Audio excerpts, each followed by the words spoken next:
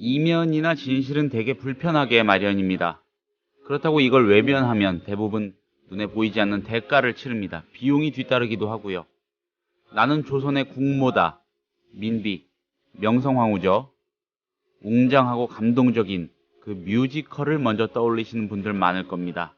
근데 예상 외로 이런 이미지를 좀 이상하게 바라보는 사람이 많습니다. 왜 그럴까요? 국민TV 라디오 30분 책 읽기 11월 22일 금요일 순서 시작합니다.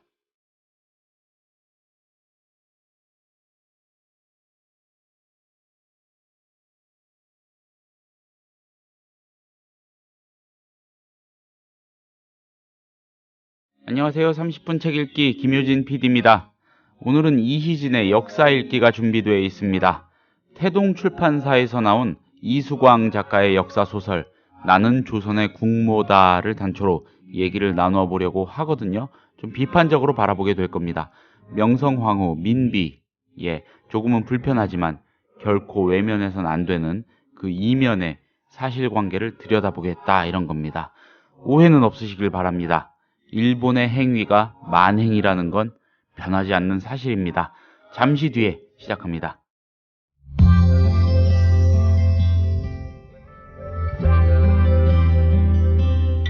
매일 아침 이 책 한 권. 국민TV 라디오 30분 책 읽기.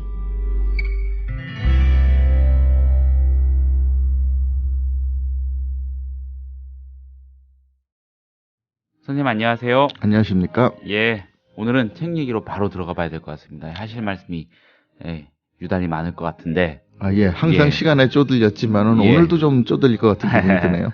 이수광 작가의 소설입니다. 나는 조선의 국모다. 당연히 명성황후, 민비 얘기를 다룬 책이겠고요. 자, 근데 오늘은 단순히 이 책을 읽도 권하시는 차원이 아니고 요거를 좀 비판적으로 뜯어보시면서 명성황후를 둘러싼 그 역사적 이면을 좀 얘기를 해보시겠다는 그런 취지로 오신 걸로 알고 있습니다.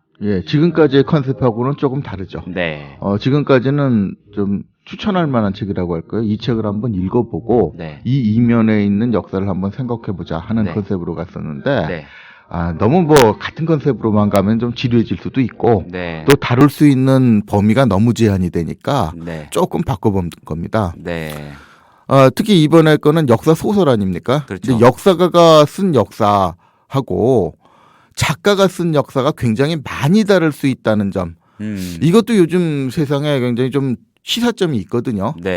아시겠지만 요즘 출판계나 방송계에서 자체적으로 조사를 한 걸 보면은 의외로 역사를 접하는 사람들이 드라마라든가 영화라든가 이런 역사 관련 콘텐츠를 통해서 접하는 일이 훨씬 많다고 그래요. 거의 80~90%가 그쪽을 통해서 접하게 되고 역사가가 쓴 역사책을 통해서 접하는 경우가 오히려 절대 소수? 이런 수준이라고 그럽니다. 그러니까 오히려 역사학계에서도 이젠 현실을 인정해야 될 때거든요. 역사학자들이 말하는 이 사람들 사이에서 주가 된 역사가 이게 이제 사회적으로 중심이 되는 역사가 아니지 않느냐. 그러면 그 밖의 콘텐츠에 대해서도 관심을 가질 때가 됐지 않느냐라는 겁니다. 뒤집어 말하면 이제 역사가들이 불신을 받는다는 얘기도 될 수 있는데 이렇게 불신을 받게 된 원인에 대해서는 다른 기회에 다뤄야 될 것 같고 오늘은 일단 역사가가 아닌 사람이 다루는 역사 그리고 이 역사가 어느 정도 큰 영향을 주는지 또 그 큰 영향력이 잘못된 방향으로 가게 되면은 그 사회에 어떤 악영향을 주게 되는지 이런 부분에 대해서 주로 다뤄봐야 될 것 같습니다. 이수광 작가가 쓴 나는 조선의 국모다 이 역사를 다루고 있는데 어떤 맥락에서 잘못 다루고 있는 겁니까? 일단 특정의 인물에 대한 미화라고나 할까요? 그러니까 이제 이 책을 보면은 그냥 민비라고 부르는 것만 해도 식민사학에 오염된 사람이라고 인식이 될 정도로 실제로 역사학자 중에서도 그렇게 몰아가는 사람이 있습니다. 마치 불경스러운 것인 양. 그렇죠. 왜 우리의 국모를 일본이 부르는 대로 민비라고 불렀느냐 하는 식으로 그리고 이렇게 명성황후라고 불러야 될 만큼 굉장히 존경스러운 사람이었는데 왜 그 민비라고 낮춰 부르느냐. 폄하다. 이런 식의 뉘앙스를 굉장히 짙게 깔고 있죠.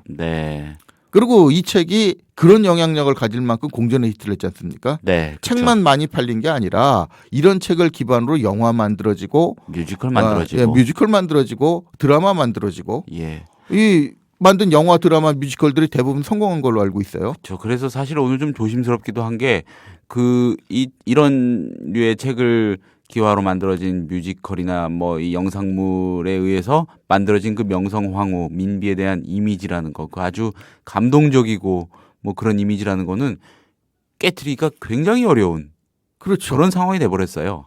예. 그러니까 책을 읽는 사람은 뭐 10,000명 단위가 되면 많이 봤다고 그러는데 예. 뮤지컬 뭐 이런 거 한번 히트했다면 이건 해외까지 공연이 되거든요. 그렇죠. 수십만이 봅니다. 그렇죠. 그리고 영화 뭐 이렇게 되면 100만 단위는 기본이고 예. 드라마 같은 거 성공하면 뭐 1,000,000명도 보니까요. 네. 그러면 수천만 명, 그 대한민국 국민이 한 5천만 된다고 봐도 예. 이 5천만 중에 뭐 웬만큼 히트치는 드라마라면 2천만까지도 봅니다. 네. 그런데 2천만 명이 진짜 역사를 그렇게 알고 있으면 이거 큰일 아닙니까? 나중에 진짜 역사는 오히려 다 묻혀져 버리고 네. 작가가 멋대로 만들어낸 역사가 진실처럼 믿어지게 되는 거죠. 예. 자, 그러면 이 책에서 대표적으로 잘못 미화하고 있는 대목이 있다면은 뭐가 있을까요? 좀 몇 가지 소개를 해주시죠. 그러니까 이제 저 역사가들이 볼 때 이 명성황후에 대해서 예. 좀 너무 지나치게 미화를 하지 않느냐는 네. 측면 자체가 네. 이 사람이 일본 지금 이런 컨텐츠들에서는 예. 일본 사람들한테 예. 뭐 암살당하시피 해서 죽었지 않습니까? 시해. 예, 시해. 예. 근데 시해라는 말도 사실 어폐가 있어요. 이건 신하가 왕을 죽이는 거기 때문에 일본 예. 사람들이 뭐 조선의 신하는 아니니까 네. 어쨌든 뭐 이런 어폐를 제외하더라도 예. 그렇게 죽었다고 해가지고 모든 것이 미화되는 게 아니냐 이겁니다. 그렇기 때문에 이 사람이 마치 외세에 의존하는 거를 막으려고 하다가 살해된 것처럼 뭐 이렇게 이제 믿게 되는 성향이 있다는 얘기죠. 예. 그 왕가의 그 외척들이 좀 날뛴다고 해야 될까요? 예. 뭐 그런 빌미를 제공한 인물이라고도 어렴풋이 알고 있고, 예. 그리고 오히려 그런 그 외세의 침략이나 이런 아픈 비극적인 역사에 단초를 제공한 인물로 일각에서는 평가가 되기도 하지 않습니까? 예. 일단 외세부터 정리를 하면은 예. 뭐 일본에 의지하는 게 나쁘다 그러는데 네. 이건 결과적으로 일본의 식민지가 됐으니까 물론 그렇게 편견 비슷하게 네. 잡을 수는 있습니다. 그런데 그때 외세가 이 조선의 야욕을 가지고 있던 외세가 일본뿐은 아니었거든요. 청도 있고 그 전근대의 기득권을 계속 유지해 가려고 하던 청도 있었고 네. 뭐 러시아는 좀 관심이 적었다지만 러시아도 있었고 네. 뭐 사실 영국, 프랑스, 미국 같은 나라들도 조선이라는 나라를 위해서 움직여준 나라들은 아니거든요. 네. 그렇기 때문에 이런 나라들이 각각의 야욕이 있었다고 봐야 되는데 단지 일본이 절박했다는 것뿐이죠. 근데 이제 그 민비 같은 경우에는 네. 일본에 대한 의지를 하지 말자는 말을 한 건 어느 정도까지는 그 일리가 있는데 네. 문제는 민비는 다른 세력들에 의존을 하면서 많은 국익을 좀 넘겨준 측면도 있거든요. 그러니까 제일 먼저 의지를 한 게 기존의 종주국 행사를 하던 청에 의지를 한 것. 네. 이건 분명히 있거든요.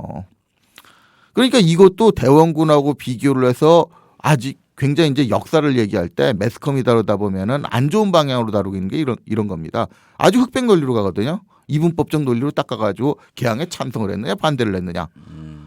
그러니까 대원군은 반대를 했으니까 민비는 찬성을 했다는 팔아놓고 그러니까 지금 그때 대세로 봐가지고 지나친 쇄국 정책이 조선이라는 나라를 망하는 쪽으로 하게 됐으니까 당연히 개항을 하는 사람들이 좋은 사람들이고 예. 그러니까 개항 주장한 파에들은 다 좋은 사람 뭐 이런 식으로 마치 어린애들이 좋은 나라 나쁜 나라 식으로 이분법적 논리를 갖는 거를 뭐 어른들한테까지 심어버리는 경향이 있다는 얘기죠. 네. 근데 개항을 하느냐 마느냐 같은 경우에는 사실 개항 자체는 상당히 굴욕적인 거였거든요. 네. 그걸 굉장히 불리한 걸 강요받는 거였으니까 힘이 있을 때 저항을 하는 거는 어느 정도 일리는 있죠. 단지 이제 그것이 세상을 모르고 무대뽀로 틀어막는 것만 능사가 아니라는 측면에서 이제 쇄국 정책에 대해서 비판을 가해야 되는 것이지. 네.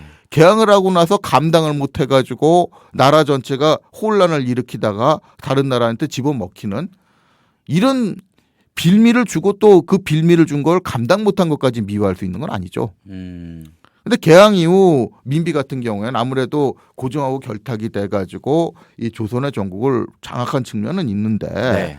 그때 굉장히 청의 의지를 해서 사실 자기가 어떤 역량이라든가 이런 거 부족하니까 그 당시 조선 고종 정권이 그렇게 그 힘이 있고 뭐 사태를 잘 수습해 나가고 있었다고 평가를 받을 만한 정권은 아니거든요. 네. 이런 상황에서 그 모자라는 부분 상당 부분을 청의 의지를 해서 해결하려고 했다는 얘기죠. 특히 굉장히 좀 안 좋게 평가를 받을 수 있는 거는 국가가 혼란스러우니까 네.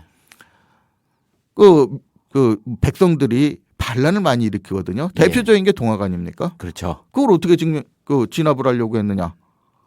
자기 힘으로 진압이 안 되니까 외세를 끌어들였다는 거죠. 청나라에다가. 네.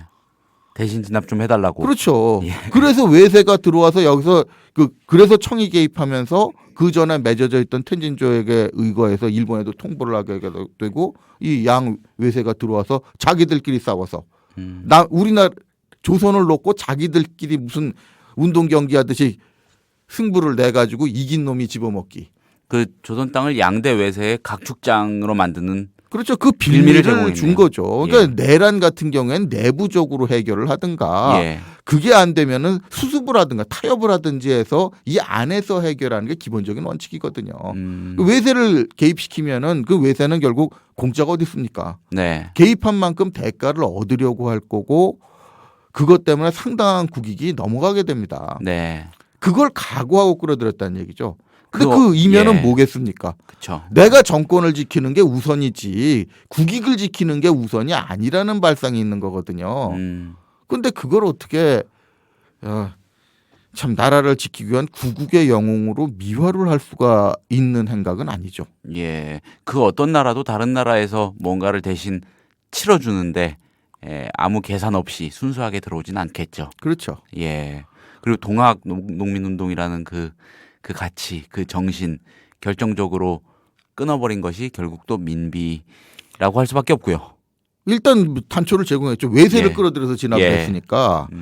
그래서 나중에 일도 참 복잡하게 돼요. 그렇게 끌어들인 외세가 나중에 청일전쟁에서 패배한 청군 일부는 또 동학군에 가세하고 예. 뭐 이런 게 복잡해지는데 뭐 그런 걸 짧은 시간에 다 말씀드릴 수는 네. 없지만 어쨌든 외세를 끌어들였을 때 이 국익 차원에서 네. 좋은 결과를 못 본다는 거는 뭐 그 이전의 역사에서도 충분히 경험을 한 바 있으니까요. 네. 그러니까 뭐 그 정도를 모를 수는 없었다고 봅니다. 또 한 가지 또 이 민비 쪽을 좋게 평가해 줄 수 없는 이유 중에 하나가 그렇게 반란이 일어날 정도, 이 밀란이 일어날 정도의 혼란이 네. 과연 왜 초래됐느냐 하는 측면도 생각을 해봐야 되거든요. 그러니까 대표적으로 이제 개항 이후에 네. 큼직하게 일어난 사건을 하나를 꼽으라면 이모군란입니다. 네. 그 이모군란이라는 사건이 왜 일어났느냐는 거죠. 그러니까 이건 국사 교과서에서 아주 단순하게 나와 있습니다. 90군데가 봉급을 제대로 못 받아가지고 그런 저항을 하다가 네. 반항을 하다가 뭐 일어났다 하는 얘기도 있고 좀 깊게 가보면은 뭐 대원군이 돼서 배후 조정을 했다 이런 얘기들도 있습니다. 근데 이런 걸 떠나가지고 근본적인 원인이 뭐냐는 거죠. 지난번 뭐 이완용에 대해서 얘기를 할 때도 그랬지만 이 조선의 근대화 네. 또 근대적 개혁 이게 굉장히 무리가 있었다고 얘기를 하지 않습니까? 근데 속도도 문제가 있었지만 기본적으로 개혁에는 굉장히 많은 자금이 소요가 되는데 네. 그것이 과연 효율적으로 집행이 됐느냐라는 게 의심스러웠다는 건데 네. 이모군란도 사실 그런 차원에서 볼 측면이 있습니다. 그러니까 단순히 90군데에 대한 대우가 나빴다 이런 문제가 아니거든요. 첫 번째 가장 이제 실책이라고 지목이 되는 게 이런 겁니다. 군제 개혁이라는 것도 뭐 근대적으로 이제 군제도 개혁해야 되니까 어차피 손은 대야 되는 건데 이 속도라든가 규모 면에서 문제가 되는 게 이런 여기서도 사실 지목이 되는 경우가 있거든요. 그때 신식군대인 별기군이라는 거를 창설을 했다 이 말을 하지 않습니까? 네. 근데 이제 신식군대 별기군을 창설하는 것까지는 뭐 당연히 어떻게 보면 가야 되는 수순인데 사실 큰 규모는 아니었긴 아니었어요. 근데 문제는 군대를 유지하기 위해서는 그만큼 경제적인 뒷받침이 있어야 되거든요. 그렇죠. 근데 워낙 이 조선이라는 나라의 경제적인 기반이 취약하다 보니까 이 정도 군대를 키우는 것도 상당히 비용 부담이 되는 겁니다. 지난주에 말씀을 해주셨죠. 거의 뭐 망하기 직전 상태. 예, 그 거의 뭐 상당히 좀 안 좋은 상태였는데 파산까지 간 건 나중의 일이지만은 어쨌든 뭐 조선이 그렇게 그 부유한 나라는 아니었다는 건 분명하거든요. 네. 근데 이제 이런 군대를 창설하면서 차별을 하는 거죠. 양반 자제들로 채우고 양반 자제들이 그 아무 군대나 막 들어가겠습니까? 그렇죠. 웬만큼 대우가 좋아야 되거든요. 근데 대우 좋게 해주고 또 신식 군대니까 신식 무기도 갖춰줘야 되고 또 교관 훈련도 뭐 우리가 신식 군대 운영해본 경험 없으니까 뭐 일본인 교관 데려다가 시켜야 되고 근데 이런 게 다 비용이란 얘기죠. 근데 그 비용을 통해서 별기군이라는 거는 어떻게 보면 국왕에 대한 호위하는 뭐 경호하는 부대의 성격밖에 없거든요. 네. 근데 이런 군대를 운영을 해서 대우를 해주는데 기존에 진짜 나라를 그 지키는 군대들은 어떻게 했냐는 얘기죠. 이게 대우가 최소한 잘해주진 못해도 유지는 돼야 되거든요. 그렇죠. 근데 여기서 문제가 난 게 이런 겁니다. 이들의 봉급을 소위 선해청이라는 기관에서 담당을 했거든요. 예. 근데 선해청이요. 네. 이게 원래는 이 이름대로 이제 뭐 왕이 백성들한테 은혜를 베푸는 기관이어야 되는데 이름하고는 반대로 여기서 상당한 부정이 이루어졌다는 얘기죠. 그러니까 근데 이때 이제 임오군란이 일어나고 선해청 관리들이 많이 피해를 보게 되는데 이 선해청 관리를 비롯해서 이 조선의 고위 관리들이 많이 피해를 보게 되는데 그 사람들 성이 상당수가 민씨입니다. 왜 민씨겠어요? 재수없게 민씨만 뭐 행동이 굼떠가지고 맞아 죽은 건 아니거든요. 아예 뭐 민경훈가요? 이런 인물들은 아예 목표였으니까 처음부터. 근데 그걸 뒤집어 말하면 무슨 얘기냐면은 이 선해청이 왜 민씨겠습니까? 이쪽 척족들의 정치자금 줄을 대는 역할을 하고 있었다는 얘기죠. 왕가의 외척의 줄을 그렇죠. 대는. 정치자금을 대는 이런 역할을 하고 있었기 때문에 그 자금을 어디서 마련했겠습니까? 결국은 백성들 군인 이쪽에 가야 될 병사들한테 가야 될 자금을 빼돌려서 줬다는 얘기죠. 온갖 비리가 그렇죠. 횡행했던 거겠군요. 그러니까 그게 왜 말짱한 봉급이 반년이나 안 나오겠어요. 그거 갖다 딴 데서 뭔가를 해먹은 거겠죠. 그렇죠. 그러니까 뭐 자금이 가뜩이나 부족한 자금을 또 정치 자금까지 되는데 동원을 하다 보면 어디선가 뭐 구멍이 안 나는 게 이상할 정도라는 거거든요. 그러니까 임오군란이라는 사건이 나게 된 근본 원인이 비리에 있었다고 지목이 되는 거죠. 그 비리를 한 당사자들은 상당히 민씨고 그러니까 병사들이 일어나면서 민씨들 찾아다니면서 때려 죽인 거예요. 그 근저에는 민비가. 그렇죠. 그러니까 빈민들까지 거기 왜 가세를 했겠습니까? 가난한 사람들이. 그 당시 그렇게 왕비를 존경을 했으면 왜 왕비 쫓아내자고 또 왕비 척족들 때려 죽이자고 일어난 밀란 그 반란에 왜 도시에 있는 사람들이 시민이라는 말을 하긴 좀 그렇지만 왜 거기 가세를 해서 난리가 났겠어요. 그래서 궁궐에서 도망갔지 않습니까? 그러니까 뭐 민비라 그러면은 마치 굉장히 말짱한 사람을 일본 사람들의 의도대로 폄하한다고 그러지만 이 과정에서 굉장히 유명한 일화가 있지 않습니까? 소개를 해주시죠. 도망가다가 우물가에서 잠시 쉬어서 물 한 잔 얻어 마시고 있는데 거기 모여있던 안악들이 민비 고년하는 식으로 굉장히 악담을 하더라는 겁니다. 고소하다고. 그거 듣고 앙심을 품고 나중에 복귀를 한 다음에 그 마을을 쑥밭을 만들어버렸다는 이런 일화가 알려지지 않습니까? 뭐 단순히 일화일 뿐이지만은 이런 일화가 상당히 설득력 있게 퍼질 정도로 그 당시 조선 인심이 좋지 않았던 거죠. 그 이후에도 마찬가지거든요. 그러니까 그 을사사변이라고 해가지고 일본 사람들한테 살해를 당했다 하는 걸 굉장히 강조를 하는데 그 을사사변 직후에 일어난 일이 바로 아관파천이거든요. 러시아 공사관으로 도망간 거.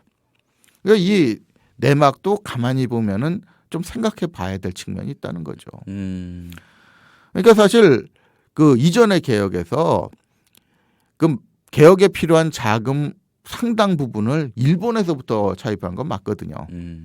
그러니까 그걸 가지고 제대로 관리를 못 해가지고 사실 외국에서 돈을 차입을 해가지고 개혁을 할 때는 그 큰일 나는 겁니다. 이거 못 갚으면. 네. 그렇기 때문에 어떻게든지 개혁을 성공시키고 특히 경제 개발이 중요한데 이거를 성공을 시켜가지고 그 이상의 차입해온 금액 이상의 자금을 벌어들여야 되는 거고 이걸로 갚고 나서 또 나머지 이제 여기를 그 개발한 이 성과들도 계속 유지가 돼야 되는데 네. 그게 안 됐었던 거죠.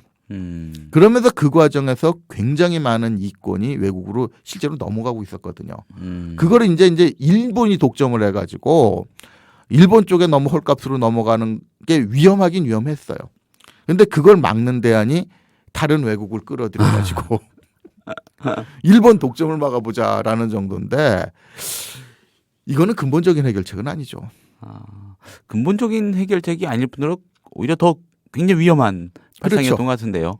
그러니까 이제 한국 사람들이 지금 이 대한민국을 비롯해서 예. 한국 사람들이 이제 편견을 갖고 있는 건 일본한테 넘어갔기 때문에 일본만이 위험한 것처럼 생각을 하죠. 그런데 아관 파천 이후에 러시아 공사관으로 피해 있을 때 그쪽에서도 러시아 쪽으로도 엄청난 이권이 넘어갔거든요. 그러니까 이제 그렇게 이권이 넘어가는 걸 가지고 연구자들 가운데는 굉장히 한심하다고 생각하는 사람들이 있어요. 이것도 이제 인식의 차이인데 이 책을 비롯해서 명성황후에 관련된 역사 콘텐츠들이 하도 미화를 해놓는 바람에 예. 한 근대사 연구자는 이런 말을 하더라고요. 미화를 하다 못해서 내막을 알고 나면 속이 뒤집힐 것까지 미화를 해버렸다고. 그 중에 하나가 이런 겁니다. 지금 경복궁에 고종 황제께서 타시던 차라고 전시가 돼 있는 게 있거든요. 네. 근데 그 차를 어떻게 사게 됐느냐 하는 거죠. 그 자금을 마련하게 된 그 동기를 보면은 네. 기가 막히다는 거예요. 어떻습니까? 그 연구자 입장에서는. 예. 그 돈이 어디서 났는지 아느냐. 소위 운선금광이라고 그 굉장히 유명한 금광이 있습니다. 네. 그 금광이 팔고 나서 10년 동안 매출액이 얼마인지 아십니까? 얼마였습니까? 4천만 원이랍니다.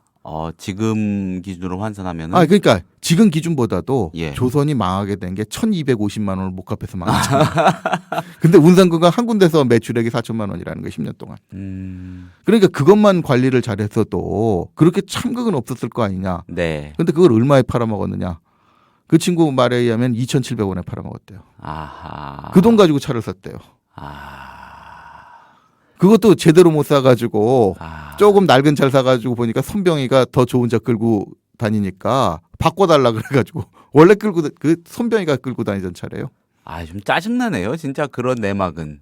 그러니까 이제 그게 인식의 문제라는 거죠. 예. 진짜 개혁군주라면은 어떻게든지 네. 자금을 마련해야 되고 그 자금을 마련하는 게 그 땅에 있는 자원들 활용하는 거 아니겠습니까? 네. 근데 이 고종 부부는 그런 게 별로 안 보인다는 얘기죠. 그 기가 막힌 사례를 얘기하자면은 뭐 수도 없이 나오니까 방송에서 네. 일일이 소개할 수 없습니다만은 네. 이걸 그냥 하나의 소설가가 역사의 네. 내막에 대해서도 별 관심도 없는 사람이 자기 멋대로 제 멋에 겨워서 미화를 해버렸다는 얘기죠. 전 국민이 그걸 따라가 버리면. 근데 이거 작가들의 마인드는 어쩔 수가 없어요. 네. 뭐 KBS에서 전에 방송사에서 나와가지고 뭐 독립기념관에서 한번 강의할 때 그런 소리를 합니다. 우리는 재미를 위해서 만들어야 되고 시청률을 의식해야 되고 그러니까 역사 왜곡한다고 너무 의식하지 말아달라고 그러더라고요. 그래서 제가 한마디 했습니다. 그런 식이라면은 김구 선생 성전환 시켜가지고 이승만하고 연인 만들어가지고 근현대사 짜도 그거 저항감 없이 받아들여야 되느냐고. 왜 근현대사 같은 경우엔 조심을 해야 되느냐면은 작가들 입장은 어차피 뭐 좀 우스갯말로 거짓말하고 사는 사람들이니까 예. 재미있는 거짓말을 해달라는 직업이니까 그럴 수 있어요. 근데 실제 역사하고 걸리는 지금 현재하고 너무나 밀접하게 연결되는 근현대사 같은 경우. 그렇죠. 지금 교과서 논쟁도 왜 근현대사에 집중되겠습니까? 그만큼 현실하고 밀접하니까 거기에 논쟁이 집중돼 있는 건데 네. 그거를 이렇게 내막도 모르는 작가가 미화시키는 걸 가지고 전 국민이 거기 말려드는 이런 일이 나도 좋은 건지 모르겠어요. 전근대라면 혹시 또 모르겠어요. 그것도 좋다고는 생각 안 하는데 어쩔 수 없이 다른 분야를 인정해 줘야 되니까 어쩔 수 없이 눈 감아주는 차원이어야지. 예. 거짓말을 해도 좋고 작가가 멋대로 지어낸 얘기 따라가 좋대 이런 얘기는 아니지 않습니까? 그렇죠. 거기다가 더 무서운 거는 어느 정도 이런 미화에 의도가 보인다는 겁니다. 네. 가만히 보면 그 정도 그렇고 요즘 뭐 현대사에서 문제가 되는 뭐 대통령들도 그러는데 네. 가만히 보면 기득권층이에요. 그렇게 미화를 하는 이면에는 기득권층이 뭘 잘못해서 나라가 망했다고 믿지 말자는 메시지가 있는 것 같더라고요. 그게 굉장히 일관성있거든요. 예, 인정하기 싫은. 네. 예. 그렇게 되면 이거는 누구를 위한 역사가 되겠습니까? 역사는 냉정하고 정확하게 파악을 해야 되는 거 아닙니까? 그렇죠. 그냥 무비판적으로 바라보는 거 굉장히 위험한 일이라는 거 다시 한번 생각을 해봐야 될 것 같습니다. 자, 오늘도 날카로운 말씀 잘 들었습니다. 고맙습니다, 선생님. 감사합니다. 국민TV 미디어 협동조합 조합원에게만 드리는 혜택. 당신의 영어 실력, 이제 원스톱 잉글리쉬가 해결해드립니다. 창의적이고 뛰어난 발성의 영어회화 학습 사이트 원스톱 잉글리쉬. 영어 표현을 암기시켜주는 동영상과 상황별, 주제별, 문법 패턴 표현을 검색하고 듣고 영작도 할 수 있는 영어 학습 포탈 원스톱 잉글리쉬. 주소창에 onestopeng.com. 국민TV 조합원이 되시면 영어학습 콘텐츠를 3개월간 무료로 이용할 수 있는 혜택을 드립니다. 자세한 내용은 국민TV 홈페이지를 참고해주세요.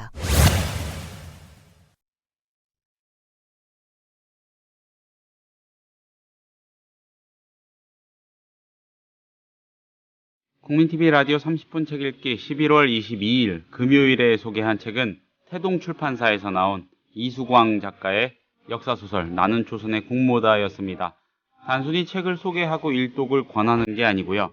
책을 비평해보고 이 책을 단초로 역사적인 문제 제기를 해보는 시간이었습니다. 감사합니다. 주말 잘 보내시고요. 감기 조심하시고요. 다음 주에 다시 인사드리겠습니다.